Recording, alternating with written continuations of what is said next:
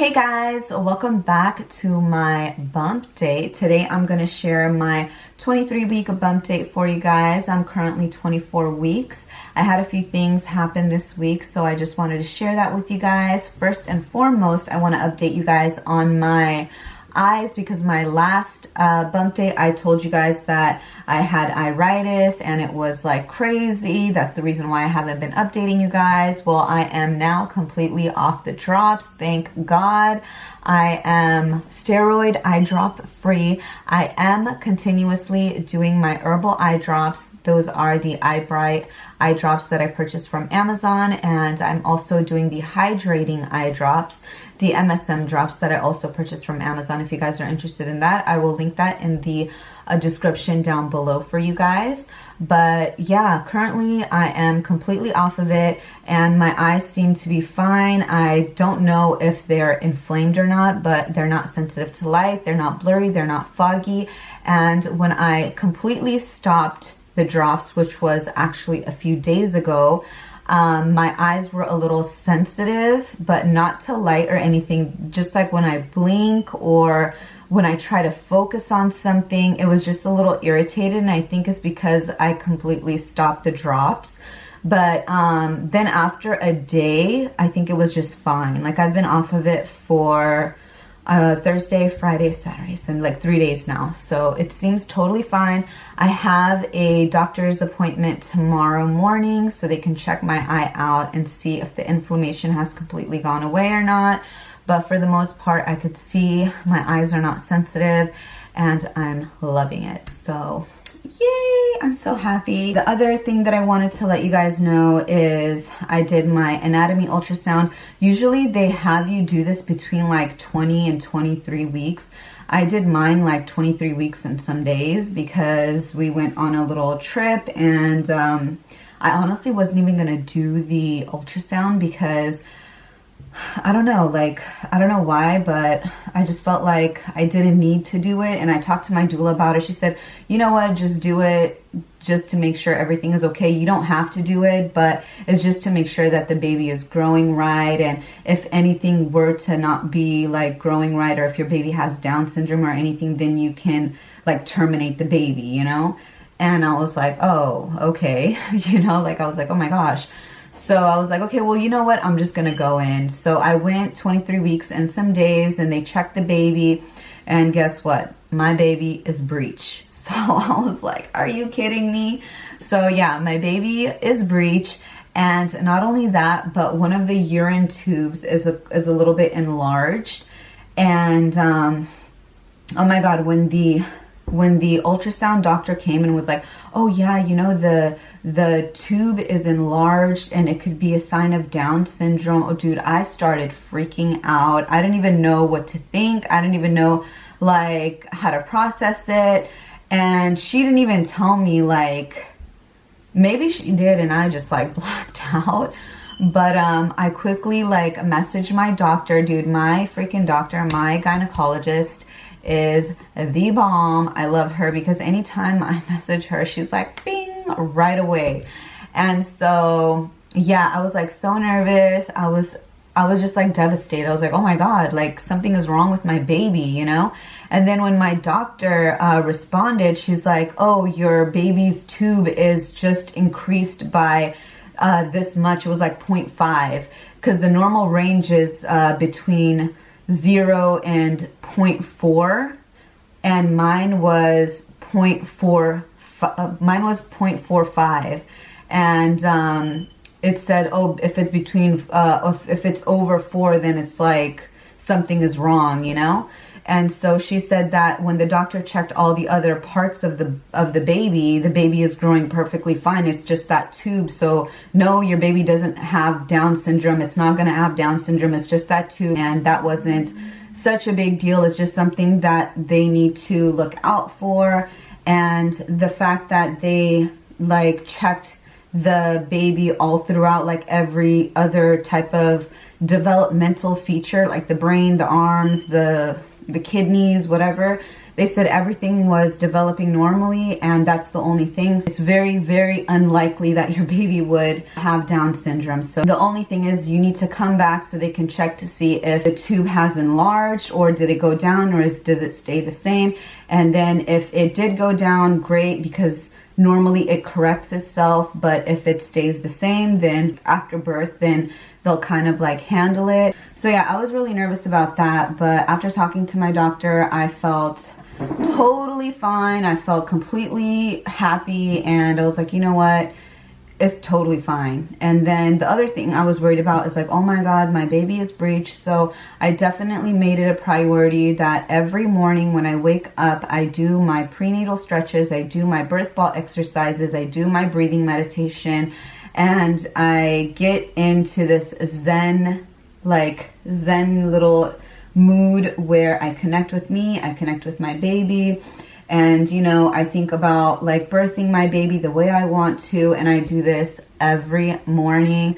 And if I can't do it in the morning, I do it when my kids are taking a nap, and if that means that I have to skip a workout, whatever it is, then I do it, because it's really important just for my baby to feel safe to come like into this world the way that it should. And I'm not saying like, oh, getting a C-section is bad, or, you know, a baby delivered any other way that's not head down is not like beautiful, or it's not whatever, but it's just like, that's the preferred, that's like the easiest way for a baby to be born into this world is head down. And you know, it's easier for our body too to like recover. That is what I mean when I say that, because every birth is beautiful and every birth is unique. Every birth is just like a miracle, you know? That's why I put the time out every day to do those stretches, do those exercises, to envision and have the kind of birth that I want. Like, that is what I am working towards in my pregnancy, like the end journey. Like, that is what I'm thinking about. Another thing is, I've had such a hard time sleeping at night. I barely get any sleep at night. The baby is so active at night. I toss and turn so much that I end up getting hungry, and then I have to get up and eat in the middle of the night. And I just think this baby just doesn't want me to lay down. Anytime I lay down, the baby is like, bam, bam, bam, bam, bam, bam, bam. I'm like, okay, let me go here, let me turn here. No, okay, let me lay on my back. No, okay. Yeah, so it's just impossible. But when I sit on my birth ball, lean forward in the couch, rock side to side, the baby like stops kicking, the baby stops moving. So I don't know, I'm just convinced that this baby just doesn't like me laying down. I've been also craving a lot of junk food, but that's probably because my baby wants more calories, and maybe I'm not eating enough calories, I don't know, but I do want tons of junk food. Do I give in? No, I don't. I do juice every day, and I'll share a juice recipe with you guys that I do every day in this pregnancy. Is just one juice. It's not like a variety that I do. I just do one juice. I put a ton of stuff in there. It has everything I need, all the vitamins, all the minerals, all the whatever you can think of is in there. So I'll share that recipe with you guys, and I'll make a video on that, or share like what supplements I use during this pregnancy as well. We can go on to what to expect. Let me go ahead and pop on there. So it says that your baby is as big as a grapefruit, and you have 17 weeks to go. Your baby is 11 inches and 1.2 pounds. So believe it or not, when I went to my ultrasound last week, my baby weighed like 1 pound already. So maybe it just gained 0.2 pounds this week. I don't know. Baby skin is a bit saggy, but won't be long for the fat to begin forming. Packing a punch. The baby is kicking, moving, doing a lot more activity in your belly, and that is so true in my case. Some of the symptoms that you may have at 23 weeks says what to expect. Basically, your mind is foggy because of the progesterone, and your feet are growing. Oh my God, are my feet growing? I don't even know if my feet are growing, because I literally just live in my sandals, and I buy shoes that are a size bigger because I just like to boop. I don't like to struggle and get in or anything of that sort. So yeah, I don't know if my feet have gone big. I just, even if they haven't gone big, it really doesn't matter because a lot of people say I got big feet anyway. It says stretch marks are blooming in vibrant shades of pink, red, purple, reddish brown, or dark brown on pretty much everywhere available surface of skin. And wait, what's that funky dark line running down the center of your belly? Well, let me tell you, your girl does not have any new stretch marks, but I do have stretch marks from my previous pregnancy because when I was pregnant with Ariana, I think literally a week before I gave birth, I started getting like little red lines on the bottom of my belly. And at first I was like, what is this? And then after I gave birth, they started turning like purplish and I'm like, oh, these are stretch marks. So now they kind of look white. When it's stretched out, it looks white. It doesn't look like stretch marks or like new stretch marks or anything like that. And then the line running down the center of your belly, I don't have any line at all. And it says here you have some skin discoloration on the face, like, you know, like little melasma, I guess you could say. I get that. I feel like when I'm pregnant, it gets a little darker, but then after I give birth, they go away, especially after I do like my PRP facial and all that, which is the microneedling, which helps resurface the skin, telling us to learn to relax. It's a great time to learn to relax and learn soothing techniques, not just because they can help you cope with pregnancy worries, but soon it'll help with your contractions and labor, which is so true.